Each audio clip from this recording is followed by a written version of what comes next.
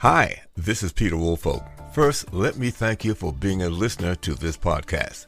It's because of you and many others this podcast continues to grow. As of June 2023, we now have listeners in 2,413 cities spread across 134 countries around the world. Now, of course, between 70 and 80% of our listeners are right here in the U.S.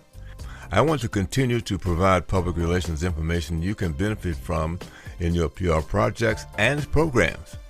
If you have an idea for an episode, please contact me.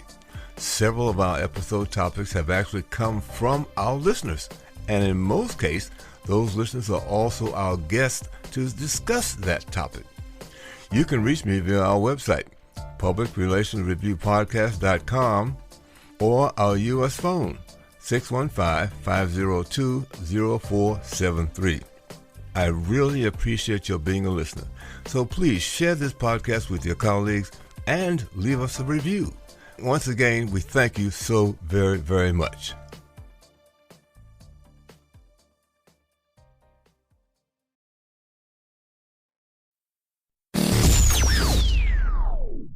Welcome.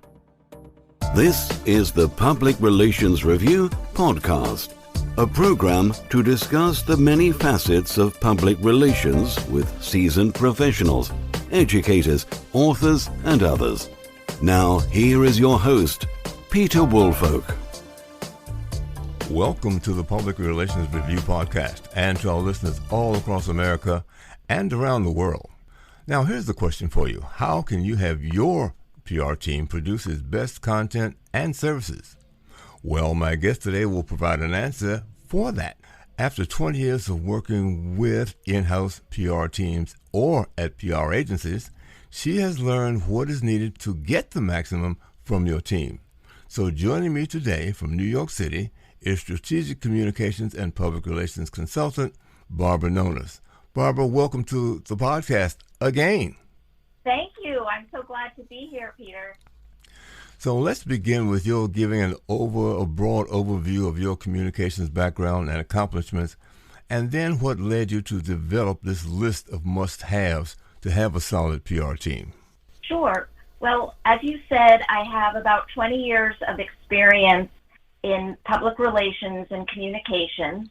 I've worked at PR agencies, both small boutique agencies and larger agencies, on everything from lifestyle clients to Fortune 500 companies to doing corporate social responsibility for Fortune 500 companies.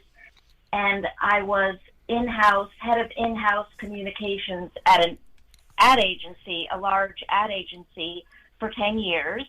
And now I'm a freelance PR consultant. So you've actually been in the trenches, and so you understand what's needed. Oh, absolutely. Absolutely. And I've had, great experiences, and I've had some frustrating ones. So that is what prompted me to put this list together.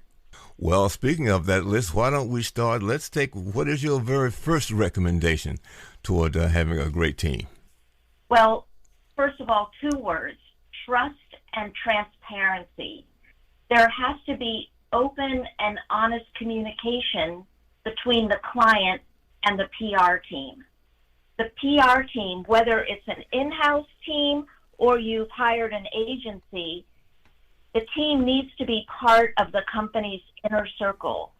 They need to be treated as partners and collaborators. If you are using an outside agency, they need to be an extension of your team. Because the more the PR team knows, the more they can help you. Mm-hmm. Whether seizing an opportunity or stopping a crisis before it blows up.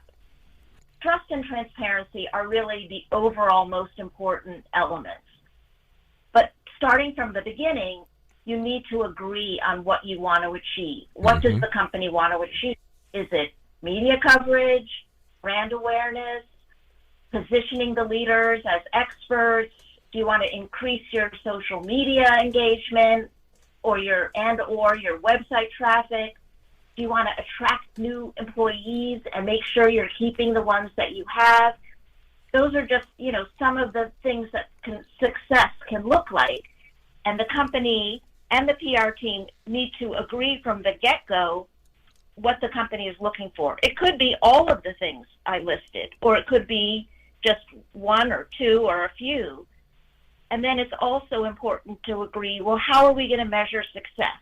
Mm-hmm. What is success like? Is it how much media coverage you get? Is it how many more LinkedIn followers you get? How much more LinkedIn engagement you get on your LinkedIn page? So all those things are important. Okay. Another one, again, to do at the beginning, is to set expectations with the PR team. Let them know what your timelines are and be very clear about the deliverables that you're expecting. What do you want to know and when do you want to know it? Keep the team informed.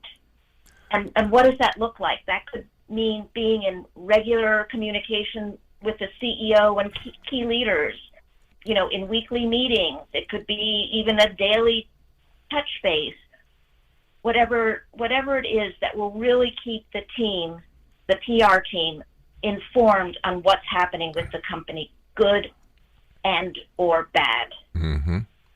Now, that one I certainly agree with, because I've had experiences where why didn't you tell me this in advance? Those sort of situations that can upset a schedule or cause other sort of complications if that kind of communications is not agreed upon and or done as expected, so that everybody knows what everybody else is doing, or as I say, that we're all on the same page. Yeah, absolutely. When I was working in-house as the head of communications for an ad agency, one of the most frustrating things for my team and I that we would hear is hearing from a creative, for example, we have an amazing campaign launching tomorrow. Well, that's too late. Reporters want to know about news before it breaks, not afterwards. Mm-hmm. And reporters have time to write their stories to get the best outcome. You want to give the reporter a lot of time to prepare. You want to give them as much information as possible. Are there images you can provide? Are there statistics and facts that will back up what you're trying to say? A reporter, if a campaign breaks, for example, and it's already on TV or on websites, a reporter doesn't want to cover it when it's out already. They want news. Mm-hmm. And I forget there's a term for that, for embargo, that on occasion, sometimes you can embargo something, and most great reporters are going to honor that, because, they're getting just what you said, they're getting the story in advance, and they can publish it the day of as scheduled. Yes, definitely. That's definitely a good way to go. It has to be, as you said, with a reporter that you trust and that isn't going to not pay attention to the embargo, but will honor the embargo. And usually I would give that embargoed information to just one reporter so that they could break the story. Mm-hmm. And then once that story is out, give the information to other reporters. And, that's another way of building up relationships, too, is that you trust them enough to to honor the embargo. And from time to time, you can spread it around from one source or place this time, and someone else gets it the next time, so that nobody feels left out, so to speak, as long as it's the appropriate reporter for the appropriate topic. Yes, absolutely. And that leads to another element that I think is so important, which is to trust the judgment of the PR team. I've had clients, sometimes they'll be really excited about something they're doing and they want to get press coverage. But often that's just exciting to the people within the company. Mm-hmm. It might, if it's not, as I said, newsworthy, if it's not a first, a best, or an only, reporters aren't going to be interested. Mm-hmm. And you also don't want your team wasting their time pitching a story that isn't going to get any press coverage. And like you said, you also want to preserve the relationship that PR folks have with reporters. If I sent a story kind of that's not good, that's not newsworthy, that's not a first, best, or only to one of my contacts at, the Wall Street Journal or the New York Times, that's going to diminish my relationship with them. And they might think to themselves, why is she sending me this? This is not relevant. This is not interesting. And so it's really important to trust the judgment of the PR team. Hopefully you've done your due diligence and you've hired a great PR team, whether it's in-house or an agency, and so you should trust them. And another thing that a company might think, and this has happened to me as well, they might think that something they're doing is not interesting and they're just setting it kind of aside. But I have seen, wait a minute, that's a great story. We should definitely go forward with that. So again, trusting the judgment. And, if you can't get press coverage, there are always other ways to go. You can put it on your social media pages. You can... You can put it on your media pages. You can send it to clients. There are other ways besides press coverage to get the news out. Let me just add to something that you said about in terms of trusting reporters. When I was in Congress, I worked a press secretary in Congress, and one of the, I guess, most educating experiences that I had in terms of working with reporters was New York reporters, because they're about business. They're not there to find out that your member of Congress is playing softball with somebody else. That's not what they're there for. They wanted to make sure that this is a solid, meaningful story. And once you learn that and what they're looking for and how to get it to them and when to get it to them, that goes a long way in terms of your future, your knowledge, and your credibility, that you can present something that, as you said, that's newsworthy, because that's what, at least my experience with those people in New York and others too, I've done with the Washington Post in Dallas and some of the majors, that's exactly what they're looking for. So if you're a novice PR person, don't go to the pros with something lightweight, and it really has no major relevance. Yes, that's definitely true. And it's important to follow and read the stories of the reporters that you're going to be sending information to, because you want to make sure that you're sending them something that they would be interested in. If they cover, for example, travel, and you send them something about fashion, that's not their beat, and they're not going to be interested. So it's important to know what kind of stories the reporter likes to cover. And, help them when you can, because, as I said, once you develop relationships, they can help you over a hump a lot of times as well, because they know they can depend on you, and what you're going to give them is solid. So those kind of relationships, as you said, trust their judgment and they trust yours, that you've developed that relationship. That's something that any and all PR people need to, if they haven't done so already, need to fully understand and appreciate. Oh, absolutely. That's what I always set out to do, which is to become a trusted source for reporters. And having been a reporter in broadcast journalism early in my career, I know it taught me what makes a story and also what a reporter needs. And that's what you should be giving them as a PR professional. What is the next on your list of things that PR teams, folks should know about having a good PR team? That it's important for the client. So when I say client, I'm thinking of a company that either has a in-house PR team or has hired a PR team. And what the company needs to keep in mind is that reporters have deadlines. And if it takes your team too long to respond, you can lose the opportunity. And this I found a lot with large corporations, that sometimes they want to go back and forth with legal and dot all the I's, which I understand. But then the company also needs to understand that if it takes too long to get back to the reporter, you might lose the opportunity. That's why ideally the PR team should get all the information, as much information as they can up front, so that they be ready to answer the reporter. So, and I think those kinds of conversations need to be had in advance once you're coming on board with a new client, to understand here's how we operate and here's why it's important. And if it's not done this way, it may not happen at all. So that they're not looking at you because you didn't get the story placed without understanding that, well, we couldn't place it because you didn't give it to us in a timely fashion as we had advised you need to. So I think those conversations definitely need to take place early and often.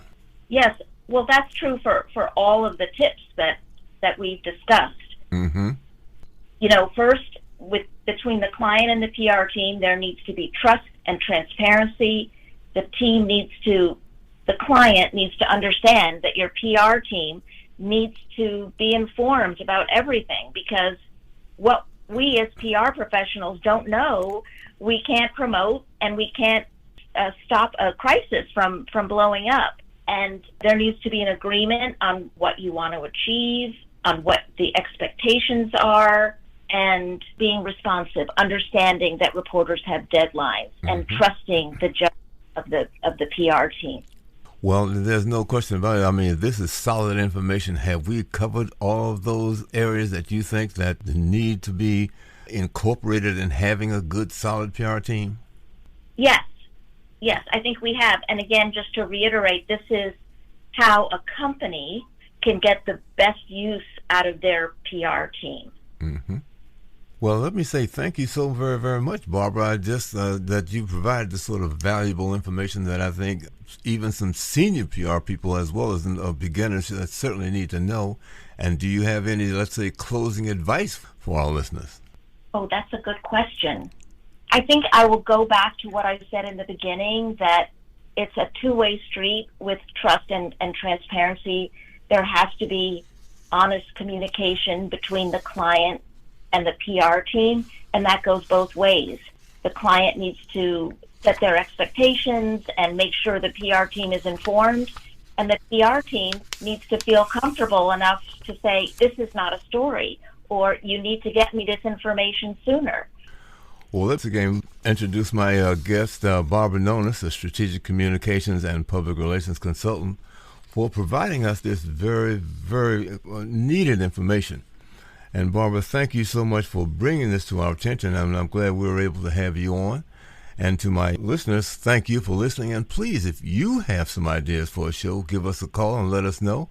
And please, once again, share this with your friends and listen again to the next edition of the Public Relations Review podcast. This podcast is produced by Communication Strategies, an award-winning public relations and public affairs firm headquartered in Nashville, Tennessee. Thank you for joining us.